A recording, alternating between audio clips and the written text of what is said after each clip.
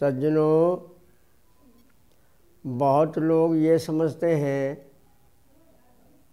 बल्कि बहुत ज़्यादा जनता की मरने के पश्चात जीव भटकता है। भटकना उसको कहते हैं जैसे हमें कहीं जाना है और हम रास्ते में भटक गए, एक रास्ते को छोड़कर दूसरे रास्ते पर चल दिए। पहुंचना कहीं था, पहुंच गए कहीं, तो ये तो होता है भटकना। तो जीव का ये सामर्थ्य नहीं है कि मरने के पश्चात वो कहीं भटके या कहीं चले या उसकी कोई इच्छा हो, उसे कोई होश नहीं रहता किसी प्रकार का भी।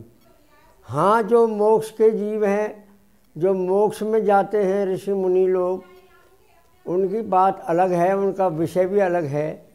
लेकिन जीव जो है जन्म में और मरण में परमात्मा के अधीन रहता है। और बहुत लोग जो ये कहते हैं कि भाई भूत योनि होती है, हमें कहीं वेदों में दिखाओ। वेद ईश्वरकृत हैं, वहाँ कहीं भी भूत योनि नहीं है। और बहुत लोग ऐसा भी मतलब जो है भ्रम फैलाते हैं कि जो नाम है वो चीज़ ज़रूर है। यह कोई बात नहीं है। कितने ऐसे नाम हो जाते हैं जो है ही नहीं, बना रखे मूर्खों ने, पाखंडियों ने। तो ये जो भूत है उसको कहते हैं कि जो चीज़ होकर नहीं रही हो, जो होकर न रहा हो, वो भूत है भाई, बीत चुका। और जो है, था नहीं है, वो वर्तमान है। और जो हुआ और नहीं रहा, जो है नहीं और होगा, तो वो है भविष्यकाल।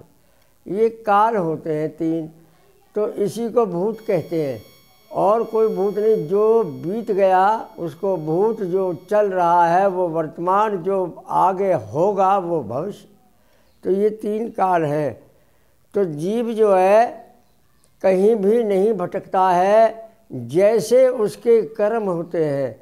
परमात्मा ने वेदों में उपदेश दिया है, हे मनुष्य, तुम मेरी आज्ञा के अनुसार काम करो, क्योंकि मैंने तुम्हें कर्म करने में जीवों को उन्होंने स्वतंत्र रखा है कि कर्म करने में तू स्वतंत्र है, लेकिन फल भोगने में तू स्वतंत्र नहीं हो सकता। उसे मैं जानता हूँ और मैं ही उसे भुगाता हूँ। अगर कोई श्रेष्ठ कर्म करता है तो वो श्रेष्ठ योनियों को प्राप्त होगा। तो भूत योनि कोई हमें ये बताओ वो कैसे कर्म कर लेगी जब शरीर ही नहीं है। तो इसलिए मनुष्य को कभी ये नहीं सोचना चाहिए कि जो है जीव भटकता है और भटक करके भूत योनि भी बन जाती है, अन्य कोई योनि बन जाती है। कहीं भी नहीं भटकता। हाँ, समय हर एक कार्य में लगता है, चाहे वह परमात्मा हो। ये दूसरी बात है कि भाई परमात्मा, अब मान लीजिए यहाँ से भगवान ही जाने किसी जीव को कौन से लोकांतर में भेजा है, तो समय तो कम और ज़्यादा ये लगता ही है। तो समय लगे बिना कोई कार्य नहीं होता।